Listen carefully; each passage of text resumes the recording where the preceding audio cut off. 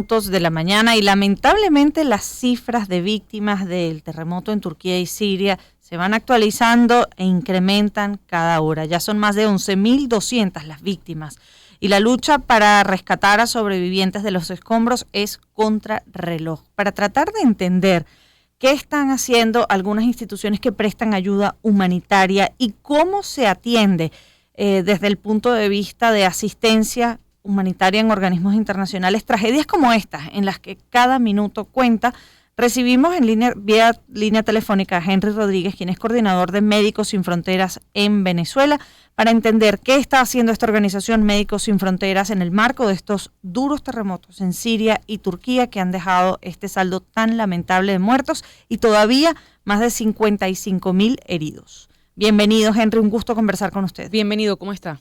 Hola, muy buenos días. Muchas gracias por la invitación a participar en su programa. ¿Cómo actúan organizaciones como Médicos Sin Fronteras en el marco de una tragedia que nadie espera venir? Bueno, nosotros tenemos unos centros de operaciones que están localizados en Europa, en 5 diferentes países, que son España, Francia, Suiza, Bélgica y Holanda. Y desde allí tenemos centros que personas están monitoreando constantemente 24 horas al día todo este tipo de desastres, ¿no? Huracanes, deslizamientos, terremotos, y tenemos equipos que están formados y listos, que les llamamos unidad de emergencia, unidad de respuesta inmediata. Todo esto va unido a una cadena muy grande que tenemos de almacenamiento, de donde están todos los kits con elementos, ¿no? Por ejemplo, tenemos ya preparados para un terremoto todo lo que se requiere más o menos para una tragedia de estas. Tenemos kits que están armados para responder a una emergencia de cólera o de ébola o de la situación que sea, ¿no? Ya está todo preorganizado y los equipos están entrenados. Estamos listos para salir al momento que alguna tragedia ocurra. Y cuando la También, tragedia ocurre en momentos en que las temperaturas son entre bajo cero y muy bajas, ¿eso no le resta quizás un elemento adicional para que la labor que prestan tanto Médicos Sin Fronteras como el grupo de rescatistas pues se les haga más complicada? y definitivamente, absolutamente. Por ejemplo, ahora sé que habían muchos problemas con los vuelos para llegar a Estambul porque ha habido tormentas de nieve también, lo cual dificulta la llegada de los vuelos comerciales o los vuelos humanitarios que están llegando. Se represa la ayuda en otros países y la gente está lista para salir, pero hasta que no haya una luz verde desde los aeropuertos, pues no se puede llegar. Siempre se intenta también llegar a veces en helicóptero, por ejemplo, a zonas que son remotas. Por ejemplo, ocurrió en Nepal o ha ocurrido en otros lugares que son totalmente aislados del mundo y que no tienen ninguna infraestructura. Entonces, en esos casos, junto con la organismos nacionales de respuesta, ¿no? Con los que tenga disponibles los gobiernos en turno, más organizaciones como Cruz Roja Internacional, como la Cruz Roja del país, como la Defensa Civil, bomberos. Se arma todo un equipo para, entre todos, coordinar la respuesta. Henry, cuando estamos hablando de países como Siria, que además ha sido muy afectado por la guerra civil, que tiene dificultades incluso para acceder a algunas zonas, ¿cómo logran sortear esos problemas para poder hacer llegar toda esta ayuda que ya dices que están preparados con equipos o con material que está esperando que alguna de estas tragedias suceda? Sí, correcto. También tenemos una gran ventaja. Nosotros estamos presentes en más de 70 países del mundo y tenemos diferentes proyectos ya rodando.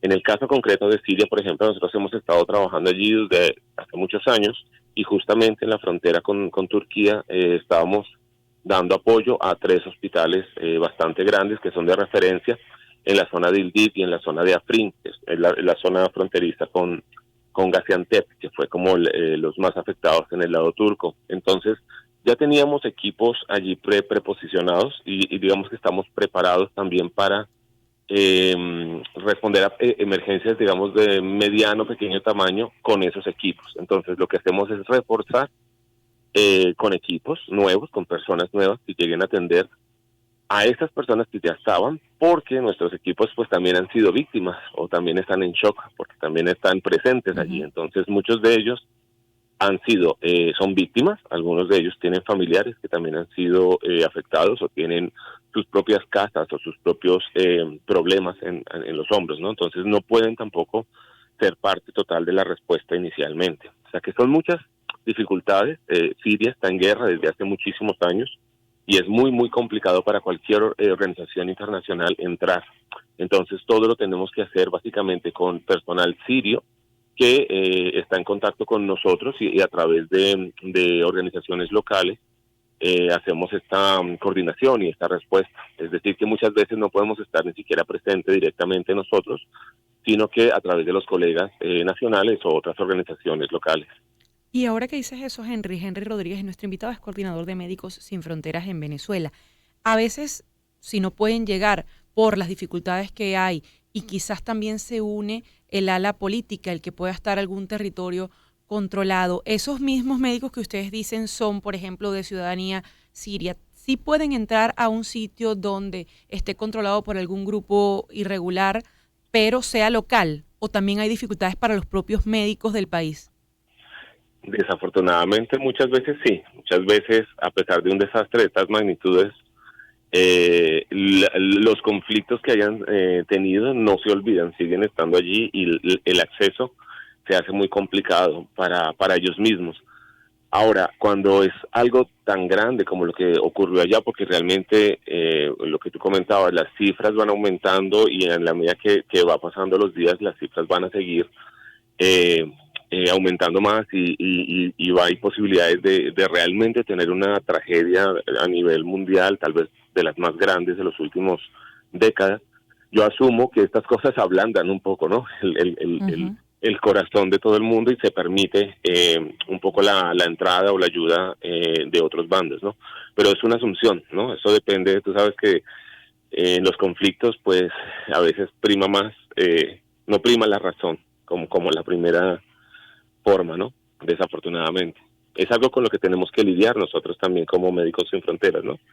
Que muchas veces queremos ofrecer nuestro apoyo, nuestra ayuda en algún lugar, pero desafortunadamente no es posible entrar por diferentes razones, ¿no? Por más que haya una emergencia, muchas veces está por encima otro tipo de intereses.